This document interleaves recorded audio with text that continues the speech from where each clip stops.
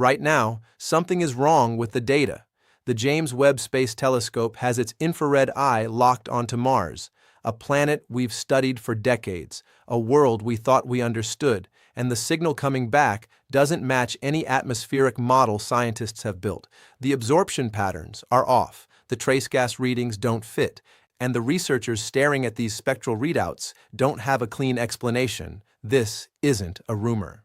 In October 2022, NASA released Webb's first Mars observations to the world. What followed wasn't a tidy press conference with a bow on it. It was the beginning of a scientific puzzle that, as of right now, has no consensus answer, no confirmed explanation, no settled science. Just data that keeps resisting the models built to contain it. You are not late to this story. You are arriving exactly at the edge of what humanity currently knows.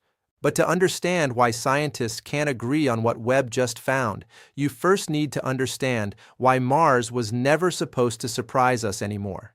To appreciate why this matters, you need three numbers. The first is 2700. That's the spectral resolution of Webb's NIR SPEC instrument, its ability to split incoming light into individual wavelength bands with a precision no space telescope before it could match. At that resolution, NIR SPEC doesn't just detect that molecules exist in a planetary atmosphere. It can isolate which molecules in what concentrations, behaving in what ways. It is, in the most literal sense, a fingerprinting machine for the chemistry of other worlds. The second number is 26. That's how many missions NASA counts as having attempted to orbit, land on, or fly past Mars since 1960. More than 5 decades of hardware, budgets, and human ingenuity aimed at a single planet. Mars is not a mystery we've ignored. It is the most studied world beyond Earth. And the third fact isn't a number, it's a confession. Despite all of that, Mars's atmosphere still contains anomalies science cannot resolve. A methane signal first detected by ESA's Mars Express in 2004 remains unexplained. Curiosity's 2023 atmospheric readings added new layers to that same open question. The most powerful telescope ever built just looked at the most scrutinized planet we have, and still found something we can't explain. Before we get to what Webb found, we need to go back to the moment humanity first thought it truly understood Mars, because that assumption is exactly what makes this discovery so unsettling. What makes this so unsettling is that Mars has done this to us before. In 1877, Giovanni Schiaparelli mapped dark lines across the planet's surface and called them canali.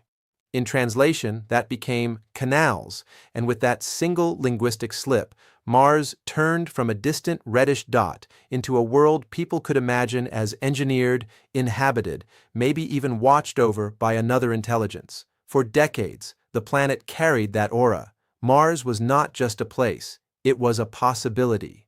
Then reality hit hard. In 1965, Mariner 4 flew past Mars and sent back images of a barren, cratered landscape that looked less like a second Earth and more like a cold graveyard. The romantic Mars collapsed almost overnight. Whatever fantasies the public had projected onto that world, the spacecraft stripped them away. For a long time after that, Mars felt settled. Disappointing, maybe, but settled. And then the planet changed again. Not physically, but in our understanding of it. Between 1997 and 2006, Mars Global Surveyor helped confirm evidence of ancient river valleys, pushing Mars back into the category of worlds that were once wetter, more dynamic, and possibly more habitable than we had allowed ourselves to believe. Not alive, not proven, not solved, but suddenly open again. Now fold into that story a machine with its own long, difficult history. The James Webb Space Telescope took 25 years and about $10 billion to build. It launched on December 25, 2021, and was declared fully operational on July 12, 2022. Webb was never meant to be a Mars telescope. Its mission was to look deep into cosmic history, to study distant galaxies, and to probe the atmospheres of exoplanets circling other stars. Its eyes were built for the far frontier, not the planet next door. That is why the decision to point Webb at Mars mattered. A team led by Dr. Geronimo Villanueva at NASA's Goddard Space Flight Center proposed the telescope's first Mars observation campaign, effectively asking this deep space observatory to re-examine a neighbor we thought we knew. Stop and sit with that for a second. A machine built to look toward the beginning of the universe was being turned back toward a planet with unfinished business. So by late 2022, the most powerful telescope in human history was pointed at a planet we thought we'd largely figured out. What it sent back changed the conversation almost immediately across science. When Webb looked at Mars in October 2022, it did so in two distinct modes simultaneously, and both returned data worth talking about. The first mode was imaging. Webb's NIR-CAM instrument captured Mars's surface with a clarity that revealed albedo features, variations in surface brightness, and active dust storm activity in striking detail. These images alone were scientifically valuable. But images were not the point. They were the opening act. The second mode was spectroscopy. Webb's NIR-SPEC instrument swept across the Martian atmosphere and produced something that had never existed before: a full atmospheric spectrum of Mars taken from space at that level of infrared resolution. Every molecule that absorbs or emits light in a characteristic way leaves a signature in that kind of data. NIR-SPEC reads those signatures the way a forensic analyst reads trace evidence. Published by Dr. Geronimo Villanueva and colleagues in the Journal of Geophysical Research, Planets in 2023, the results confirmed that the instrument performed exactly as designed. Carbon dioxide absorption features were mapped cleanly across the planet's disk. That part worked. That part made sense. Then came the parts that didn't. Webb captured Mars's dayside and nightside in a single observation sequence, and the thermal emission between the two hemispheres showed an asymmetry that current models don't fully account for. Dust distribution, the go-to explanation for Martian atmospheric irregularities, doesn't cleanly resolve it. Scientists are still working on it. That asymmetry sits in the data, patient and unresolved, waiting for a model good enough to contain it. But that is not the detail that has generated the most scientific attention.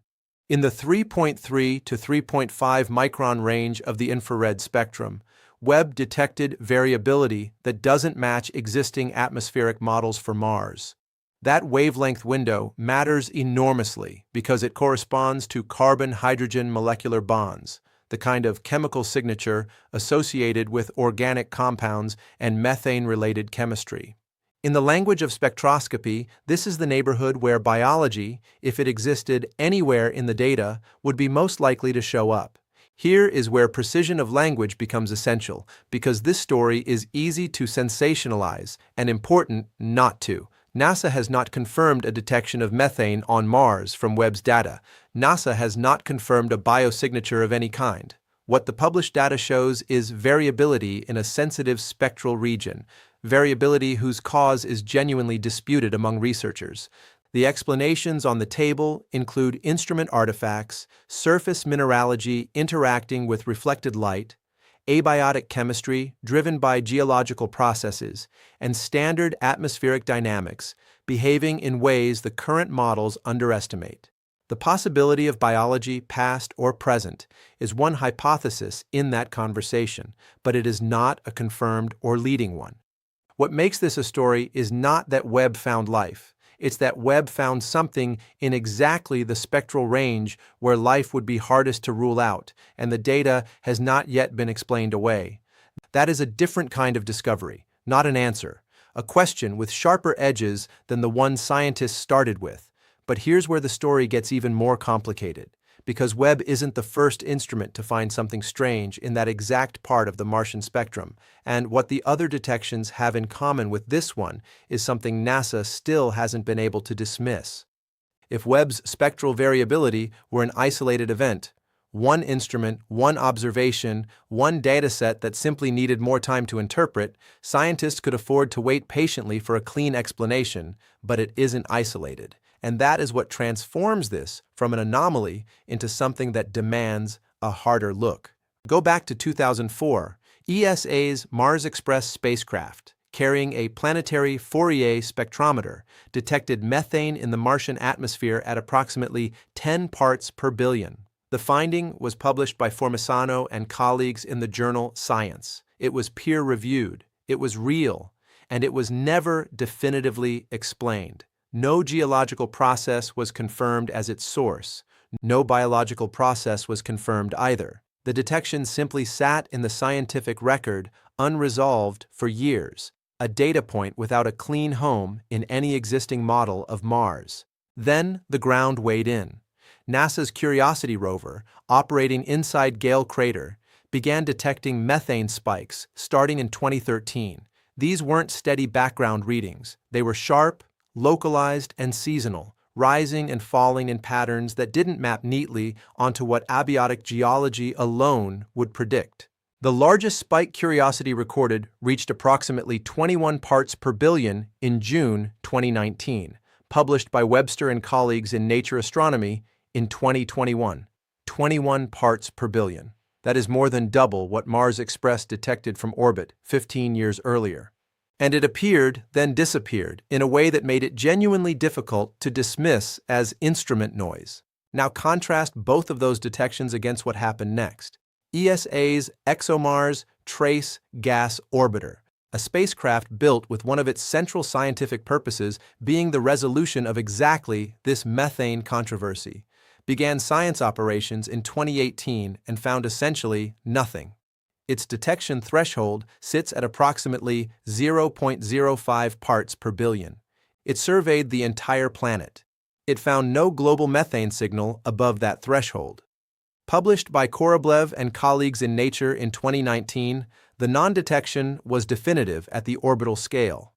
The instrument designed to answer the question answered it, and the answer was silence. Sit with that contradiction for a moment. A rover on the surface detects spikes as high as 21 parts per billion. An orbiter purpose-built to detect trace gases finds less than a 20th of 1 part per billion across the whole planet.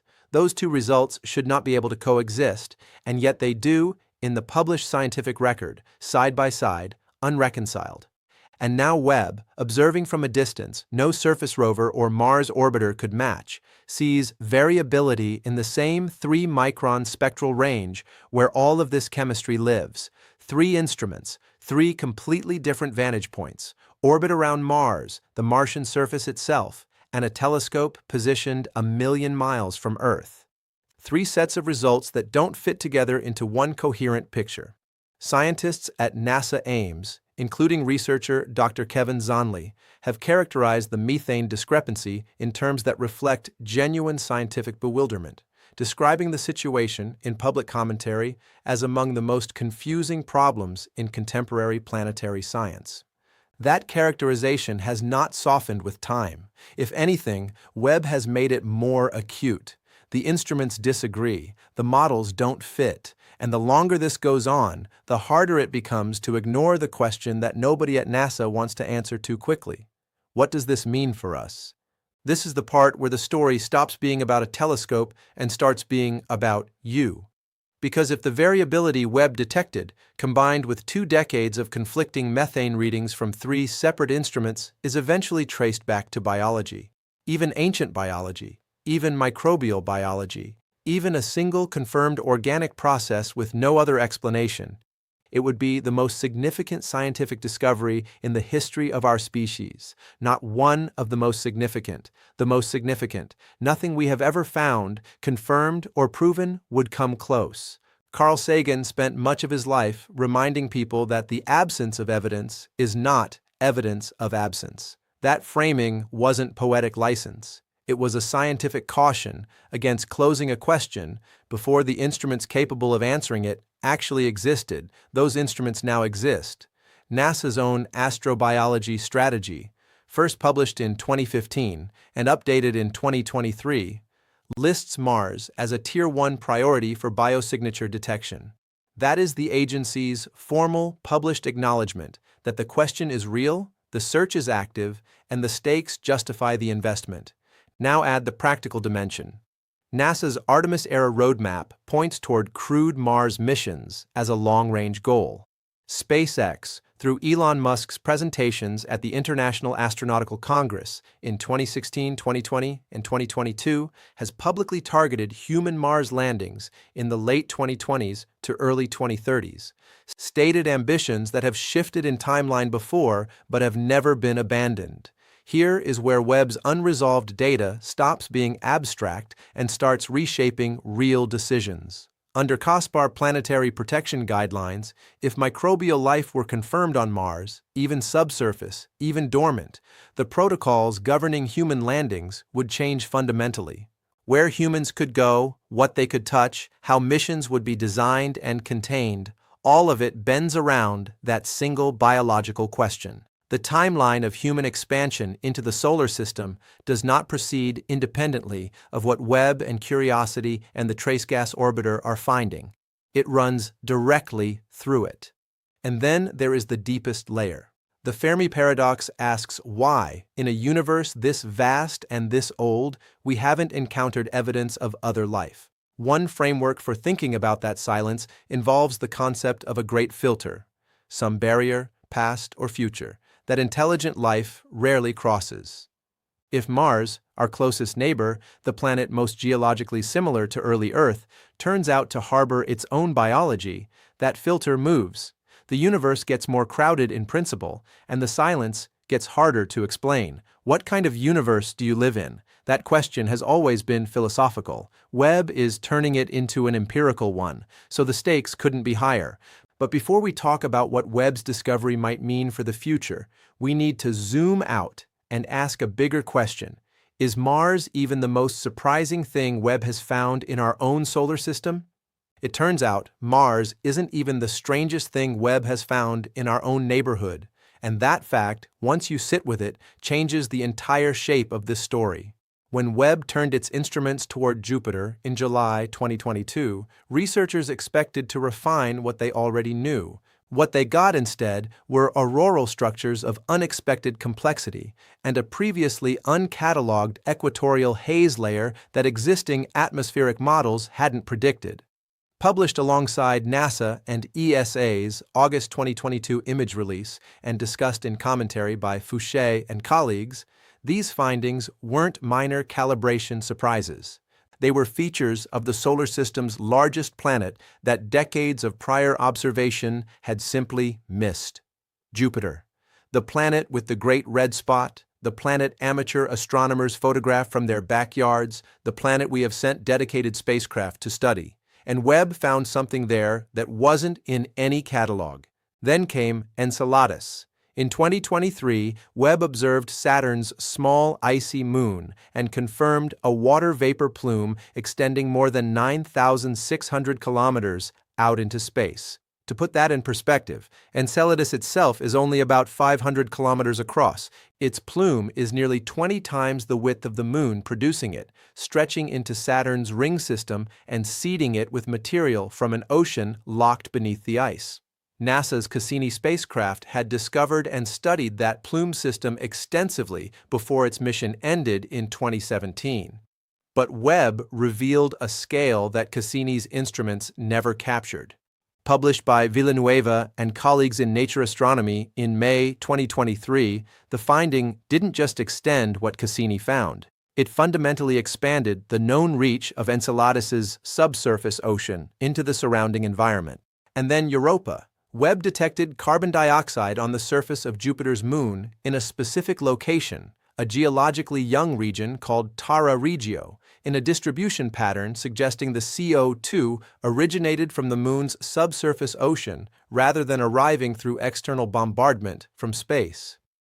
Published by Trumbo and Brown in Science in September 2023, this finding matters because carbon dioxide, sourced from a liquid ocean, means that ocean contains carbon. Carbon is one of the foundational building blocks of life as we understand it. Europa's ocean isn't just water. It may be chemically complex water. Step back from the individual findings and the pattern becomes impossible to ignore. Webb was built to study the distant universe. Instead, it keeps landing on chemistry in our own solar system that we didn't know was there. Chemistry that sits precisely at the intersection of what we'd need to find if life beyond Earth were going to show up anywhere close to home. Which brings us back to Mars. And the question the data is now forcing scientists to take more seriously than at any point since the Viking landers touched down in 1976. In the summer of 1976, 2 Viking landers touched down on Mars and ran the first biology experiments ever conducted on another world. One of those experiments, the labeled release experiment designed by biochemist Gilbert Levin, returned a positive result. Something in the Martian soil consumed nutrients and released gas in a pattern that, on Earth, would have indicated microbial metabolism. NASA's official conclusion was that the result was likely a chemical false positive, not biology. The mission moved on. The question was filed away. Gilbert Levin never accepted that conclusion. He spent the following decades publishing peer-reviewed arguments that Viking had in fact detected life, including a 2016 paper co-authored with Patricia Strutt in the journal Astrobiology and a 2019 essay in Scientific American that he wrote at the age of 89. He died in 2021, still maintaining that the data had been misread. Whether he was right or wrong, the fact that one of the experiment's own designers went to his grave defending a positive detection tells you something important. This question was never as closed as the official narrative suggested. That was nearly 50 years ago, and the question is still open. What Webb has done is not answer it. What Webb has done is make it harder than ever to look away from it. Every anomalous reading in the 3-micron spectral range, every methane spike Curiosity records at Gale Crater, every conflicting result between an orbital telescope and a surface rover adds another layer to a case file that keeps growing without resolution.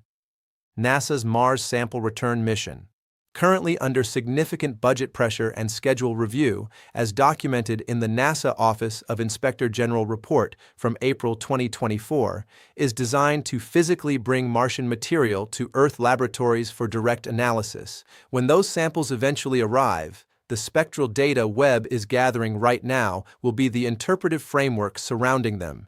You are not watching the end of this story. You are watching the moment the story became too loud to ignore. And the answer, whatever it turns out to be, is coming within your lifetime. And that makes the question we're about to ask you not just a comment section question. It's the question that might actually matter. Here is what we know. Webb captured something in Mars's atmosphere that doesn't fit the existing models. Real published data in exactly the spectral range that matters most. That anomaly doesn't stand alone. It joins 2 decades of conflicting methane detections from 3 separate instruments that science has never fully reconciled. And Webb, a telescope built to study the distant universe, keeps finding unexpected chemistry in our own solar system. On Jupiter, on Enceladus, on Europa, suggesting our own backyard is far less understood than we assumed. Those are the facts. The interpretation is still being written. So here is the question, and I want you to actually think about it before you answer. If Webb's data comes back confirmed, if scientists stand at a podium and announce that Mars has, or once had, microbial life, what's the first thing you think changes? Science, religion, politics, or something else entirely? Drop your answer below. I read every single one, and this is exactly the kind of question where the comments are worth reading too. This story is not over. Webb is still watching Mars. The next data set could land any day. If you want to be in the room when that announcement happens, not scrolling past it 3 days later, subscribe and turn on notifications. This is precisely what we cover, the moment it breaks. What comes next is already in motion. Webb's observation schedule includes continued solar system monitoring through at least cycle 3, covering 2024 and 2025, meaning additional Mars spectral data is already in the pipeline. Those proposals are publicly listed through the Space Telescope Science Institute's General Observer Program archive. The readings that have generated so much unresolved debate are not the last word. They are the opening chapters of an observation campaign that is actively ongoing. At the same time, the mission designed to physically ground truth everything Webb is seeing from a distance is under serious pressure. NASA's Mars Sample Return Program, the effort to bring actual Martian material to Earth laboratories for direct chemical analysis, has seen its cost estimate balloon to somewhere between $8 and $11 billion, according to the NASA Office of Inspector General's April 2024 report. Congressional scrutiny of that price tag is real, and the program's timeline and structure are both under review. The most definitive test of what Webb's atmospheric data actually means may arrive later than planned, or in a form nobody has finalized yet. The telescope is still watching, the planet is still not giving up its answer, and that, more than anything, is why this story isn't over.